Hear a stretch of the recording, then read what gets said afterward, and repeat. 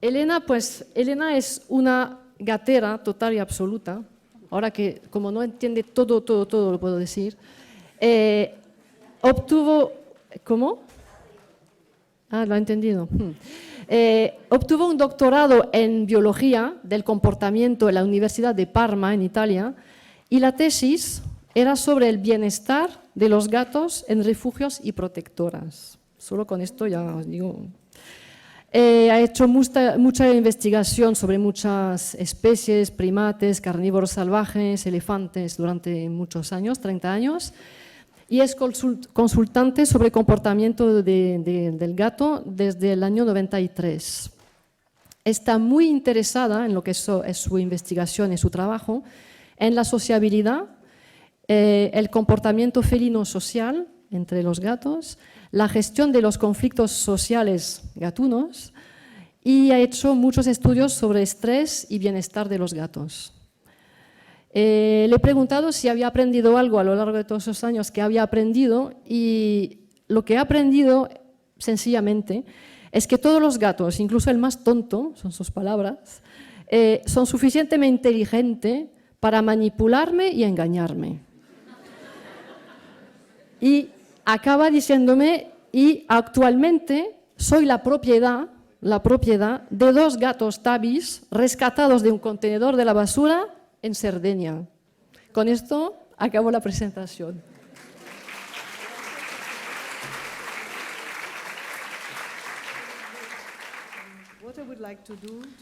Lo que hoy querría hacer con vosotros es hablaros de cómo reconocer el malestar, la ansiedad, la depresión, es decir, el malestar psicológico en los gatos, sobre todo en los gatos en entornos de refugios.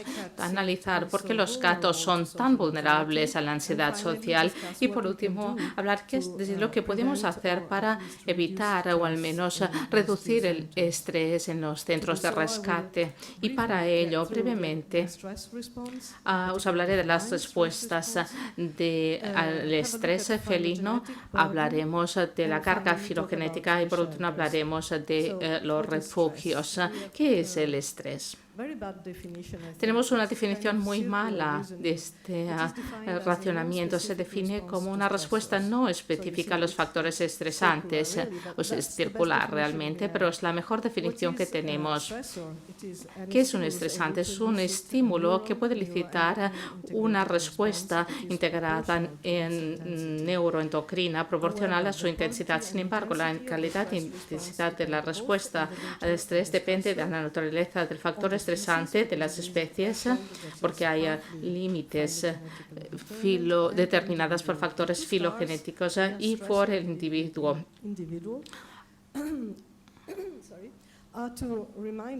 Esto es para recordarnos que estos son los factores que deciden si un factor estresante se percibe como una molestia o como un trauma psíquico específicamente. La distinción que podemos hacer hablando del estrés es agudo y acrónico. La respuesta adaptativa es transitoria y prolongada, y la peligrosa es la segunda, claro, la prolongada en el tiempo, porque tenemos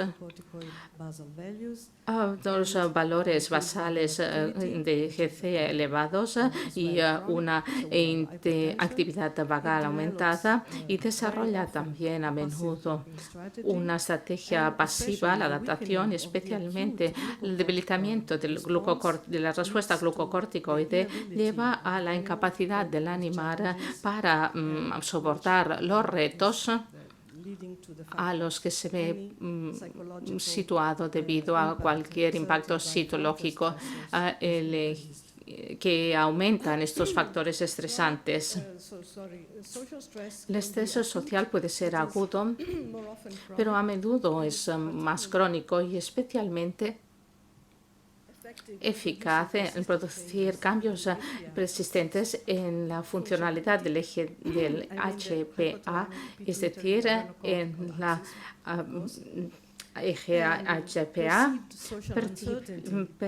una incerteza social percibida en la anticipación de un conflicto social, incluso en la ausencia de conflicto en un momento. Todo ello produce una actividad del eje HPA y el resultado es la agresión, lo cual lleva a una facilitación mutua entre la respuesta al estrés y el conflicto social.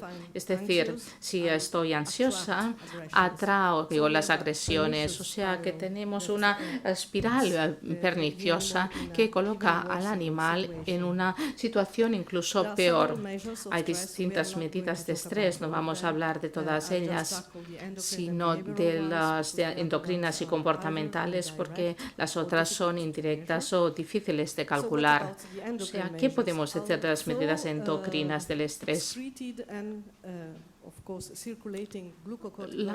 Los niveles glucocorticoides excretados no son el mejor indicador porque no pueden discriminar entre la depleción y la adaptación. Sin embargo, se utilizan mucho porque se pueden medir en distintos tejidos fácilmente y sobre todo el cortisol, que está considerado universalmente como el marcador clásico del estrés crónico porque implica la patogénesis de la ansiedad crónica. No hablaré de todas las formas en las que se puede medir el estrés ni el cortisol, pero si a alguien le interesa sí que puedo hablar de ello más tarde. De todas formas, los ensayos de glucocorticoides fecales son los mejores y lo que es importante saber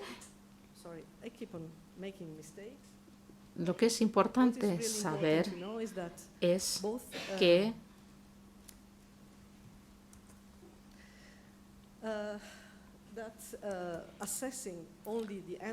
valorar solo las medidas endocrinas no basta porque solo te da una parte de la imagen y del mismo modo medir solo los marcadores comportamentales nos deja una imagen borrosa del nivel de estrés al que está sujeto el animal porque no es consistente ni suficientemente sensible y lleva a una mala interpretación de los datos y se requieren más muestras para poder decir algo con exactitud. La mejor manera de proceder es midiendo tanto la respuesta psicológica como la fisiológica.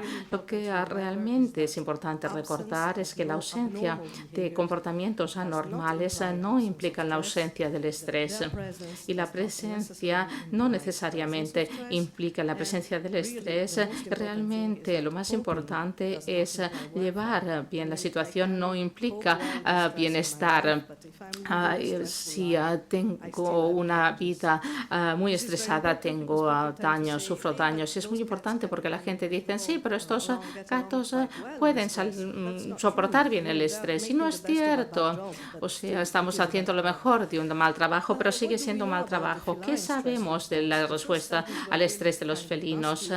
La primera parte no es muy bonita porque se hacen estímulos hipotalámicos eléctricos en gatos mantenidos en aislamiento en laboratorios, en restricciones y sujetos a manipulaciones experimentales. Realmente todo ello es terrible. Sin embargo, los estudios nos han dado algunas informaciones válidas, tanto con el acceso a la funcionalidad de la HPA como con la correlación entre el comportamiento emocional y las medidas endocrinas, y también sabemos que hay una congruencia sustancial entre el comportamiento emocional elicitado naturalmente y los producidos con estimulación eléctrica. Había un segundo grupo de estudios en los que me interesan mucho más y eran las emociones calculadas y que procedente de los factores estresantes naturales como la manipulación, la recolocación, y esto se calculó en centros de rescate y en laboratorios, y en ellos los gatos están sujetos a factores estresantes muy distintos y por tanto es muy difícil nombrarlos a todos porque tenemos tanto factores estresantes socioecológicos, los derivados por el hecho de que los gatos viven con otros a los que no necesariamente les gusta, y a otros procedimientos Veremos estos puntos más tarde durante mi presentación. Lo interesante saber es que a distintos estudios, disculpad, es un desastre con la tecnología, dice la ponente, factores de adaptación. Luego Kastler y Turner desarrollaron otras medidas de adaptación importantes de utilizar si tenéis un poco de tiempo y comprobarlo en varios gatos. Lo que hicimos en mi grupo fue calcular tanto los marcadores del estrés hormonales con psicológicos en 10 refugios en estudios longitudinales muy amplios. ¿Qué podemos decir de las medidas comportamentales del estrés? Pues la ansiedad se manifiestan por 4 grupos de comportamientos: inquietud y posturas tensas. Disculpad por mi inglés. Tengo una lengua un poco vaga, pero espero que podáis entenderme. Tengo inactividad e inhibición, comportamientos autodirigidos y otras actividades de desplazamiento, y las características de interacciones agonísticas y afiliadoras. Malestar, inquietud. Sabemos que la ansiedad provoca una motivación de escape, y si no se puede escapar, entonces se produce hiperactividad, porque toda esta inquietud tiene que salir. El gato se muestra hiperactivo. Y estos son marcadores de gran estrés que se reconocen, pero también hay otros tipos de hipermotilidad, como comer demasiado, esparcir la orina estando alerta, hipervigilante, vocalizar, tener filoerecciones, etc. La inquietud ha sido descubierta como una asociación positiva con el cortisol en los gatos. Las posturas tensas. Alguien ha dicho que la relación entre las posturas de relax y tensión pueden revelar ansiedad. Se han desarrollado 7 niveles de tensión en los gatos. Y lo que hemos hecho es coger otro enfoque y observar y tener en cuenta el porcentaje de las posturas defensivas o bienestar en gatos que viven juntos. Y hemos visto que el descanso defensivo se asocia con los marcadores crónicos del estrés, y el descanso confidente se asocia con la ataraxia, es decir, con la ausencia del estrés.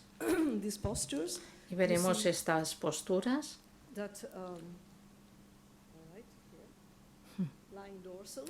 Veis tumbados boca arriba de una forma muy confiada y asertiva. Se asocia con los niveles fecales y de cortisol, y positivamente con la testosterona, que es un indicador de un buen comportamiento, y con un comportamiento afiliativo, agonístico, y con la actividad, es decir, jugar, explorar, marcar terreno, etc. Mientras que ponerse vientre abajo, estar medio encogido, se asocia positivamente con la cortisona, negativamente con la testosterona, y positivamente con la actividad y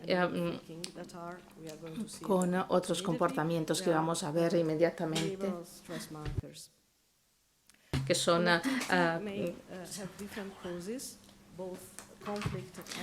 hay distintas medidas de comportamiento: conflicto y frustración, aburrimiento, y es análogo a la autolimitación en los primates, y unos resultados extremos son la retirada que tienen los mismos síntomas que los humanos cuando mostramos depresión. En estos momentos tenemos que hablar de dos distintos estilos de síndromes de superar basados en las experiencias genéticas. Y hay dos tipos de reaccionar, de forma activa y de forma pasiva. La activa implica la amenaza frente al control, provoca la lucha o el escape, está gobernado por la amígdala, costa tensión comportamental y una defensa defensiva. El gato es territorial y es agresivo, y cuando un gato es agresivo frente a su cuidadora tienes que alegrarte porque es un gato sano con una forma positiva de interactuar con los factores estresantes. Por otro lado, tenemos el modelo pasivo que implica pérdida de control, lleva a la depresión, está gobernado por el hipocampo y el septum y implicadas en la inhibición. Y significa que el gato reduce el campo de sus actuaciones. Realmente los que están en refugios van de la cama al sofá y otra vez y no exploran la casa o ningún otro entorno en el que se encuentren. Este es un signo muy malo y acaba con la retirada, que es una elección conservadora, es decir, el gato decide ser inactivo, conservar su energía, ser subordinado, moverse poco. Realmente está inhibido y realmente es fatal para ellos. Realmente la activación de un estilo o del otro depende de distintos factores, del tipo de factores estresantes de su personalidad y de otras características individuales como el rango o las condiciones. Si un gato está bien alimentado y tiene un ranking, un nivel elevado, probablemente reaccionará de forma activa. Las experiencias también son muy importantes. Si ha tenido malas experiencias en el pasado, seguramente elegirá el comportamiento pasivo para la reacción. Además, tenemos pruebas de dos personalidades extremas, la proactiva y la reactiva. Generalmente tienen estas dos estrategias distintas, pero lo que no está claro es si se ven alteradas por factores estresantes del mismo modo. Lo que hemos descubierto en nuestro estudio, aunque es que a los gatos proactivos muestran más exploración y comportamientos interactivos, es decir, socialmente son más activos en ambos lados, por bueno y malo, pero esto no es un problema para ellos. También muestra menos niveles de cortisol y de testosterona, es decir, los animales proactivos se ven menos afectados por el estrés que los pasivos.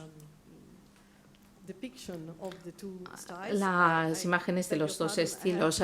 Disculpad que haya tenido que utilizar un gato escocés para las malas caras porque no tenía buenas fotos de gatos domésticos y este es muy convincente. Y en el otro lado podéis ver una forma muy pasiva de reaccionar a las amenazas.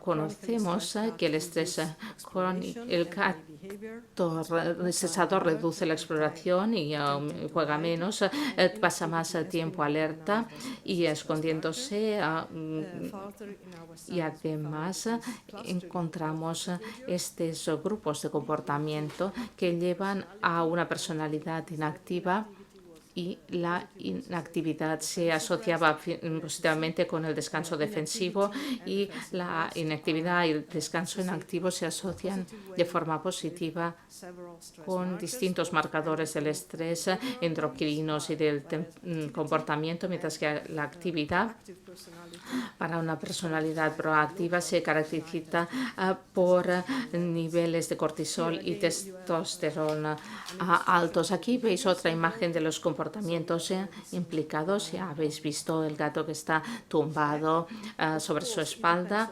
Evidentemente también depende de la temperatura, es decir, tenéis que tener en cuenta los animales durante la misma estación. Si no, en verano todos están tumbados así.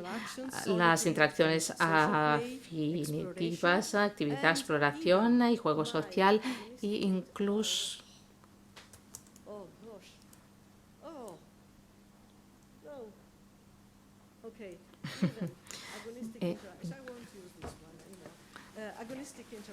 y las interacciones agonísticas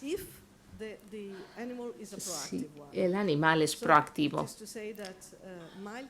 Es decir, las agresiones suaves no son un problema para los animales proactivos, pero sí para los sujetos ansiosos. Tenemos todos tipos de actividad, de marcadores de olores.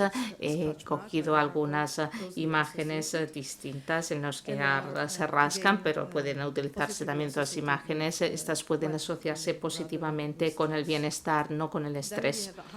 Esconderse es una acción compensadora, de acuerdo con la táctica de gestión de conflictos que elige el felino, que es evitar el conflicto.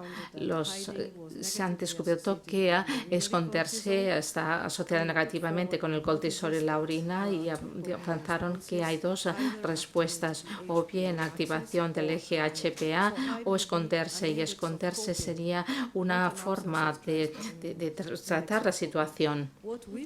Lo que descubrimos es que el tiempo que se pasa escondiéndose se asociaba negativamente con el cortisol fecal y del pelo, y con el rascarse y con la inactividad, que son marcadores negativos. Cuanto más separado y escondido está un gato,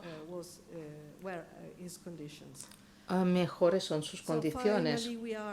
Por último, hablamos de los comportamientos autodirigidos. Sabemos que gastarse y sacudir el cuerpo están asociados con el estrés psicosocial, que se estudia mucho en los mamíferos, sobre todo, y en los primates. Y otros factores se asocian con el estrés de los gatos, porque se ven afectados por drogas ansiogénicas y las reacciones como revocan una respuesta de estrés inmediata en los gatos, que desencadena el que muevan la cabeza y se auto rasquen. Y podemos que los gatos lamiéndose durante confrontaciones, por ejemplo, a mitad de temporada empiezan a confrontarse y luego empiezan a lamerse, y es una forma de liberarse del estrés excesivo durante la confrontación. Van de Vos y otros investigadores encontraron que rascarse y sacudir la cabeza son marcadores de un estrés agudo que procede durante el conflicto social. Lo que la lengua lame ambos labios, así, por ejemplo, y podéis verlo cada vez que veis a un gato tímido. Además, descubrieron que todos estos comportamientos pueden asociarse y que dependen de la dopamina, y también son comportamientos normales para distinguir entre normal y abnormal. Depende de la intensidad y de la frecuencia, porque también tienen razones para rascarse o para lamerse. Por ejemplo, en los refugios es normal tener alergias y algunos parásitos. Y por último, podemos considerar las características de las interacciones agonísticas y afiliativas, porque nos dicen muchas cosas de la personalidad del animal, de los gatos, y descubrimos que las relaciones de afinidad se asociaban negativamente con los marcadores de estrés crónicos y las interacciones agonísticas suaves se asociaban positivamente con el bienestar y negativamente con los marcadores del estrés, pero solo en los gatos proactivos. Y la proximidad activa, es decir, elegir sentarse o estar cerca de otro gato, se asocia negativamente con los marcadores del estrés. Así pues, estamos seguros de que podemos decir que los comportamientos de afinidad son un buen signo de unas buenas condiciones en los gatos. Y aquí hay una lista de todas las relaciones de afinidad que pueden mostrarse en estas imágenes, y si queréis podemos hablar más de ellas después. Esta diapositiva es un resumen.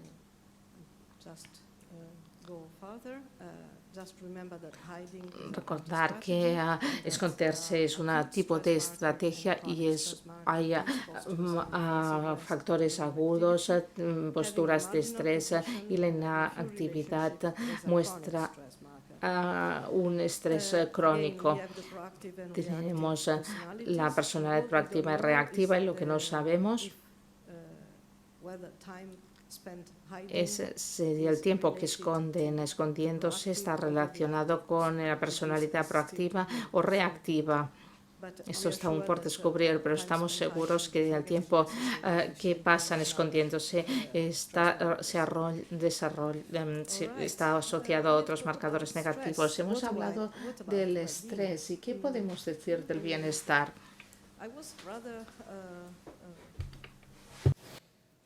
Let's say, rather angry, finding that there is no good definition for well-being. It is generally defined as absence of stress, so ataraxia. But I would like to make a step forward. Pero la eudaimonia quiere decir que queremos una buena vida para nuestros animales domésticos, para cualquier animal. Y tenemos estos comportamientos que hemos visto, y podría haber unas buenas muestras de eudaimonia si un gato juega bien, tiene unas interacciones afines, se siente seguro de sí mismo. Se puede decir que es un gato feliz. Desde luego tendríamos que hacerles una entrevista para saberlo ciertamente que es así. Pero bueno, el marcaje, el comportamiento de marcaje es muy importante, es muy relevante en la vida felina.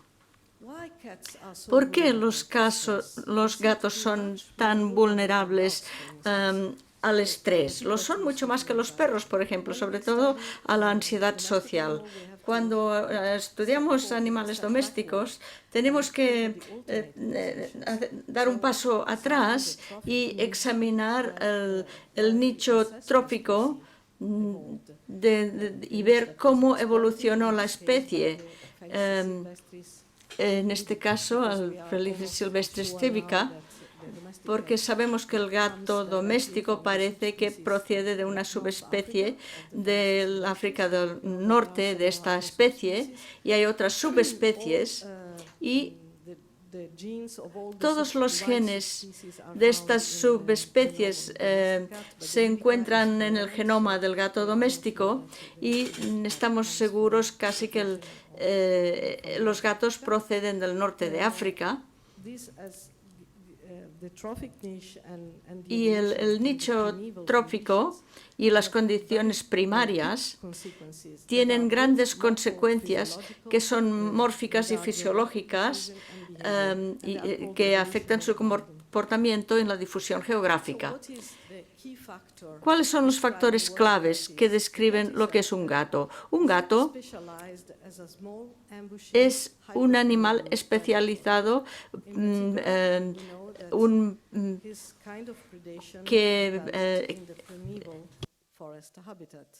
un predador que ataca a pequeños animales le gusta cercar a sus animales y lo hacen de una manera oportunística. Y evidentemente en un bosque es mucho más fácil ser oportunista. Todas estas condiciones requieren ser secretivos y agudos. Por lo tanto, son animales que cazan solos, tienen sus territorios exclusivos y esto tiene una consecuencia dramática cuando estructuras la vida del gato de una manera solitaria.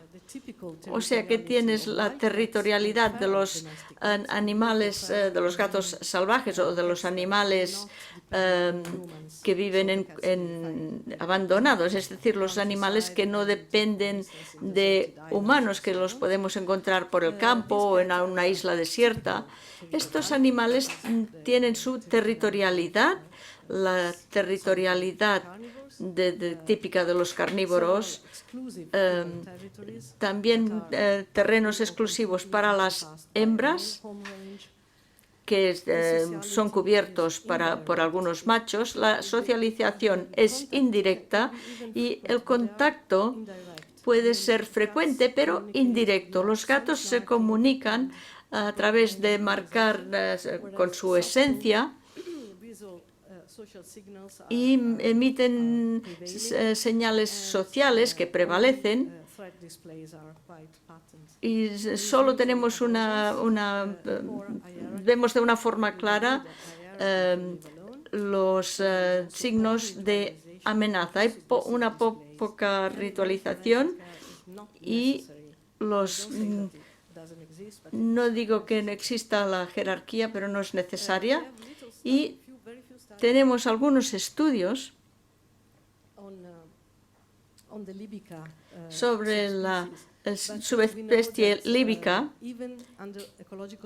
y en condiciones ecológicas que favorecen la socialidad mantienen una vida solitaria, mientras que las especies subdomésticas forman colonias más fácilmente. Creemos que o bien hay unos prerequisitos sociales en las subespecies o bien esto es un efecto de la domesticación a través de la selección del estrés social. El gato doméstico, desde luego, es socialmente mucho más flexible y va desde el estilo solitario, que es congruente con lo que hemos visto con los gatos salvajes, a una colonia bien organizada y densa que vemos en algunas colonias rurales. O sea, por un lado tenemos una territorialidad semi-exclusiva y después una territorialidad de grupo con una tolerancia alta, y las colonias están organizadas sobre unas líneas matriarcales, tienen una paternidad mixta, maternidad, y me gustaría hablar de los cambios territoriales, porque esto permite que los gatos puedan vivir en el mismo territorio y no matarse como lo harían perros en la misma situación. Hay una reversibilidad en el mismo gato a través de la vida, porque un gato puede crecer en unas condiciones sociales y después convertirse en solitario, y también es posible al revés, aunque esto es más difícil. Todos los gatos, aún los más sociables, quieren pensar que son el único gato del mundo. Esa es su tendencia. O sea que la elección entre ser sociales o solitarios depende en la distribución de recursos, en la individualidad, en las experiencias sociales y también en la genética, desde luego, y también en las tácticas antiinfanticidas. Y incluso cuando los gatos son muy sociales o sociables, son territoriales y solitarios en cuanto a cazar, y esto les evita conflictos y esto es muy importante, require some degree of se requiere una cierta privacidad y también una cierta jerarquía o una cierta dominancia, y esta es la imagen que nos encontramos en los centros de gatos, en los refugios. También son tolerantes y igualitarios desde el punto de vista reproductivo, y algo muy importante es que rompen la asociación cuando la asociación no es provechosa para ellos. Dado que no son filogenéticamente inclinados por selección, como lo son los perros, por ejemplo, si el coste de vivir juntos es mayor que los beneficios, la respuesta típica es dejar a los compañeros o irse del grupo. Esto no es fácil cuando eres un gato libre, pero cuando están en un apartamento o en un refugio, eso es imposible, y entonces el estrés social es crónico y se necesitan estrategias que reducen el conflicto social, y ya hemos visto algunos de estos, hemos visto cómo se esconden, por ejemplo, o las interacciones de afinidad, el marcaje, etc. Bueno, brevemente sobre el estrés social. En una población salvaje, la competencia se ve a través de luchas, o por ejemplo, yo como más rápido que tú, o competencia, es decir, voy a luchar contigo. En las situaciones donde están cautivos, normalmente la comida es abundante, no tienen que luchar en ese sentido, pero hay una cierta inestabilidad social e incerteza y anticipación de conflicto que les causa ansiedad. Por lo tanto, la forma normal en el refugio es un comportamiento proactivo, y esto es malo porque se genera una espiral de condiciones que empeoran. En los grupos que están libres, los gatos pueden mitigar los conflictos,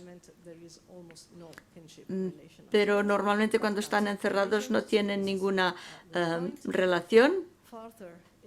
Además, en los grupos libres, la tensión social puede ser compensada por unas relaciones más amistosas, una jerarquía clara que disminuye los conflictos, y el hecho de que los gatos pueden vivir encerrados y las relaciones amistosas están presentes, pero solo en parte de los gatos. Gatos que son del mismo grupo o gatos que han estado socializados desde una edad temprana.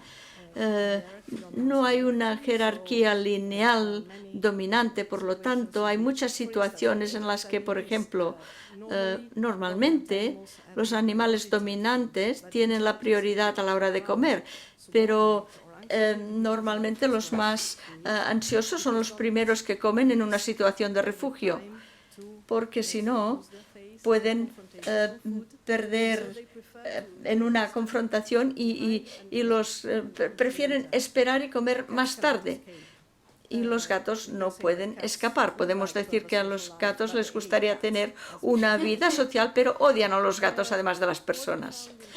Lo que nos encontramos en los refugios es que hay demasiados gatos, tienen una situación que lleva a la ansiedad, la incerteza, y eso hace que haya una mezcla de estrés psicológico y físico, y esto puede llevar a falta de esperanza y ansiedad u otros factores de relevancia psicológica o cualquier otro estrés. Por lo tanto, lo que se ha dicho de la sensibilidad de los gatos en su entorno social se puede decir también de la perturbación social, porque los gatos son una especie solitaria que no tienen unos mecanismos de protección sofisticados. Los primarios tienen estrategias para poder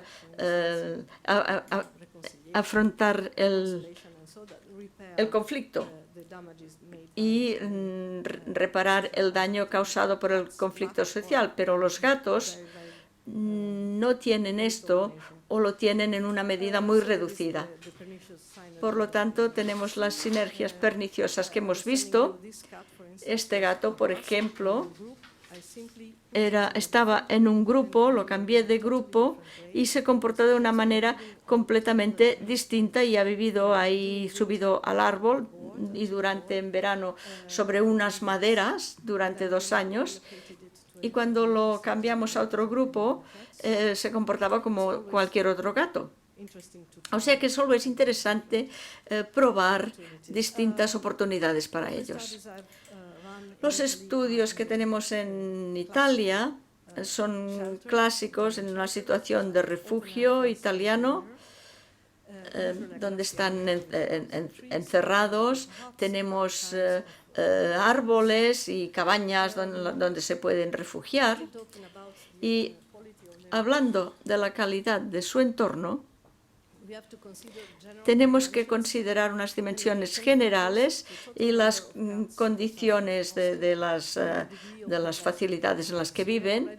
Hemos visto que los gatos prefieren espacios abiertos y entornos complejos porque esto les da la oportunidad de esconderse o de salir. Otra cosa es la predictabilidad de su gestión o de una colonia. No se puede hacer mucho cuando se gestiona una colonia en ese sentido, pero como mejor sea la homogeneidad, mejor será el manejo de la colonia. En cuanto a los gatos salvajes que van de 0,25 a 900 hectáreas, o sea que podemos dejar esto porque es demasiado complejo. Lo que hemos visto en nuestros estudios es que con las dimensiones que van de 95 a 5.000 metros cuadrados, que corresponden a una densidad que va de 2,2 a 4,5 metros cuadrados por gato, vemos que el cortisol baja, tanto el fecal como el del pelo, y también la testosterona, que aumenta cuando se aumenta el espacio, el nivel de actividad, el esconderse o el explorar aumenta si hay más espacio. Esconderse relaciona negativamente al cortisol. Las interacciones mejoran con el espacio y también su confianza. En cuanto a la disponibilidad del espacio, nos ha sorprendido porque las posiciones defendidas y los marcadores de estrés agudo tienen una doble tendencia. En el umbral de 2,5 metros por gato,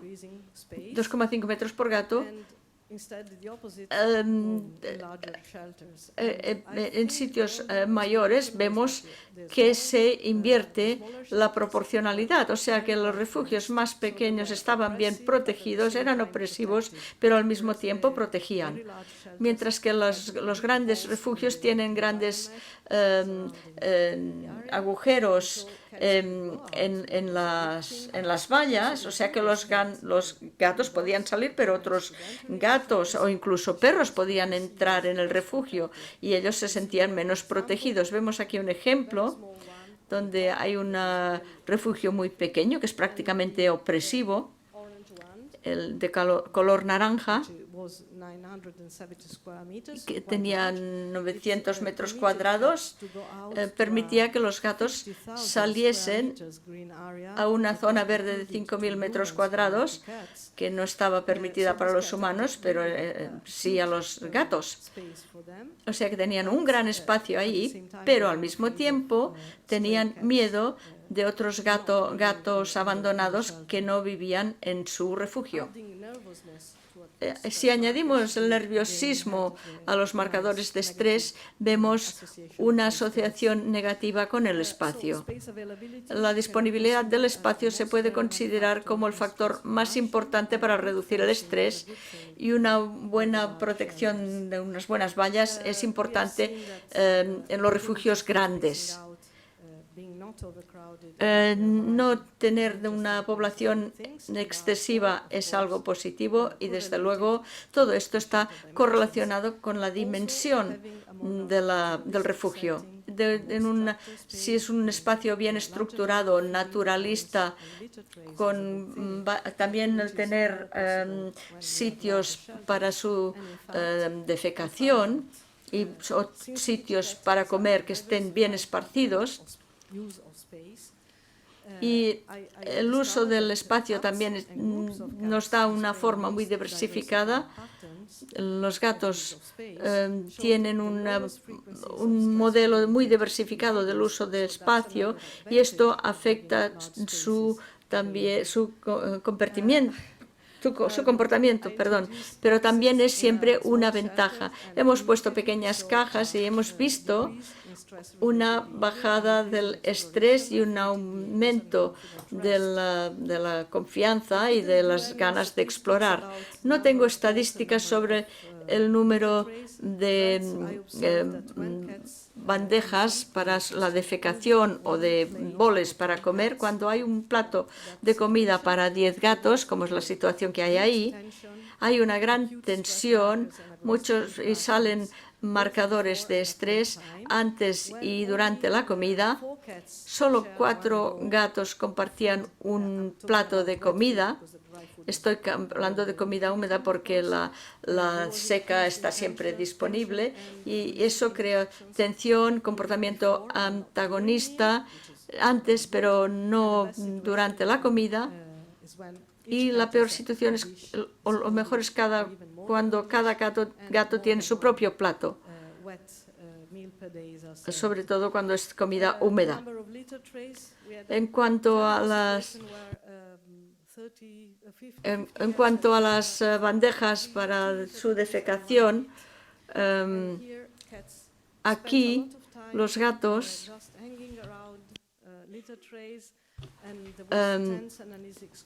aquí había 10, si no hay marcas, y que tenemos un gato bully que está monopolizando el acceso, lo cual era muy desagradable. Y la otra situación donde tienes más posibilidades para que puedan defecar y orinar en estas bandejas, y entonces están más contentos. Voy muy rápido, o sea que voy a acabar pronto. Cuando se tiene un espacio mejor estructurado, así se da más oportunidad de marcaje, y también cajas de cartón o troncos para que puedan rascar. Plástico también, piezas de plástico, y esto actúa como si fuera un cepillo, y se les pone hierba de gatos para que les sea más atractivo, pero después hemos quitado la hierba y ellos han seguido yendo a este sitio, o sea que esto está muy bien. Y en el primer periodo teníamos un control en A, y en el segundo un control y después el enriquecimiento después. O sea, enriquecimiento primero, después control y después enriquecimiento. Pero los gatos necesitaban ser cambiados a espacios más pequeños, ya que al final separamos el estudio, pero los resultados son los mismos, los voy a mostrar. Cuando sacamos el enriquecimiento, tenemos un aumento de cortisol y una bajada de testosterona, tanto en las heces como en el pelo, y una disminución de la exploración y un aumento de los comportamientos autodirigidos y en estrés. O sea que podemos concluir que cambiar de una situación enriquecida donde pueden marcar o rascar a una situación control donde vuelven a las condiciones originales, hay una bajada de exploración, de comportamiento asertivo y también un aumento del estrés y del cortisol. En el otro grupo, los gatos que al principio estaban en una habitación de 39 metros cuadrados, es decir, 1,5 metros cuadrado, un metro y medio cuadrado, que era la situación de control por gato. Cuando se les pasó a 21 metros cuadrados con solo 79 centímetros cuadrados por gato, en las mismas condiciones pusimos el enriquecimiento y después fueron pasados al exterior, como se podía ver en las imágenes. Hay un aumento de cortisol cuando los gatos pasaban a habitaciones más pequeñas, pero cuando introducimos el enriquecimiento, el cortisol bajó drásticamente y los niveles eran los mismos que cuando los gatos podían salir al exterior. Es decir, el enriquecimiento que les permite el marcaje, etcétera,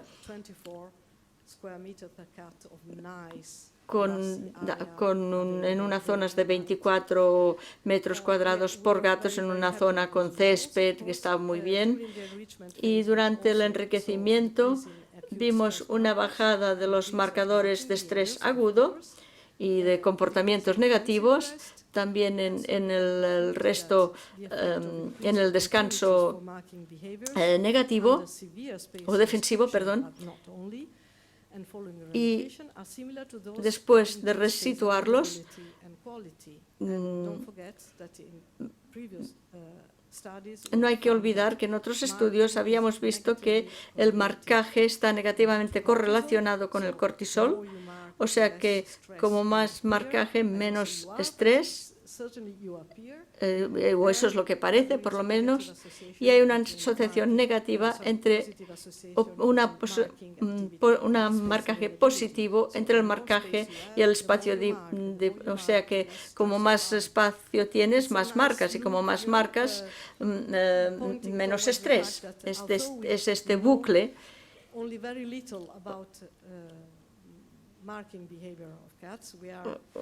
No sabemos mucho sobre el comportamiento de marcaje, estamos estudiando esto para poder tener más detalles, pero es muy importante para los gatos. O sea que hemos visto varios indicadores de ataraxia y factores que modulan a nivel individual o a nivel de grupo. Y espero que no haya tomado demasiado tiempo extra.